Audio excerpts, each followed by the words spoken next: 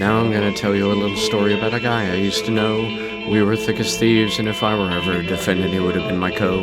We drove lost roads at night with the windows rolled down, blowing smoke, and we learned from each other as we each continued to grow in flows. He was like a father figure to me, even though he was younger than me.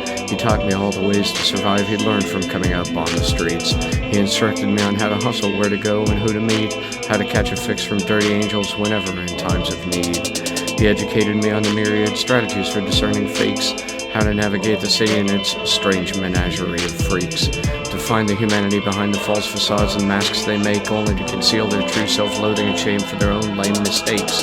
He taught me how to turn this shadow side of people against themselves, how to use the situation to my own advantage if I wanted to find a way out from manipulating the system to manifest a better future for everyone, when, in truth, all I could do ever was try to improve my personal circumstances some.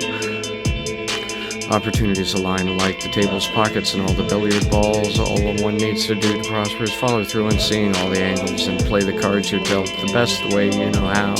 Somehow I mistook these memories to be laws, but as it turned out I was wrong.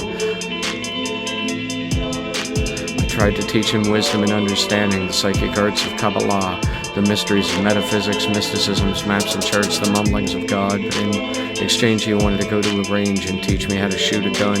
With hindsight, I suppose in that moment I should have just seen what was to come.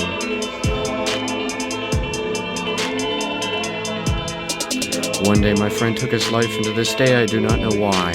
He chose a permanent solution to all life's temporary problems, and I guess I can't blame him for thinking the world would be better off without him in it, or thinking he'd be better off without the world as we could offer it to him. Now our coterie of friends blames me for letting him die, and they don't talk to me and believe whatever I say is a lie, because it was on my watch, and thus it was my responsibility to stand between our friend and his ending his life in suicide.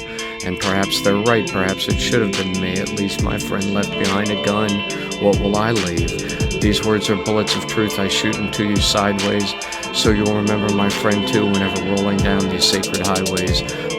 Now I ride alone along all the roads we used to ride, and I lament that I remain alive, haunted all the time by wild demons that obsess my mind with psychotic fever, until I regret that I was left behind in a world that took my friend's life.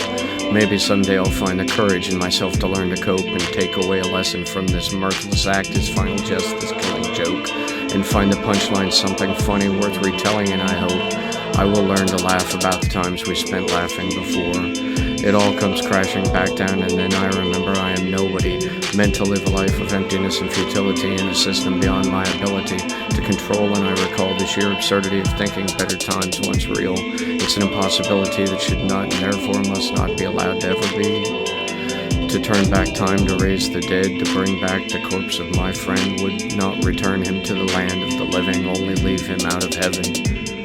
Metaphysically speaking, if you clone someone, you still have to summon their departed soul into the golem.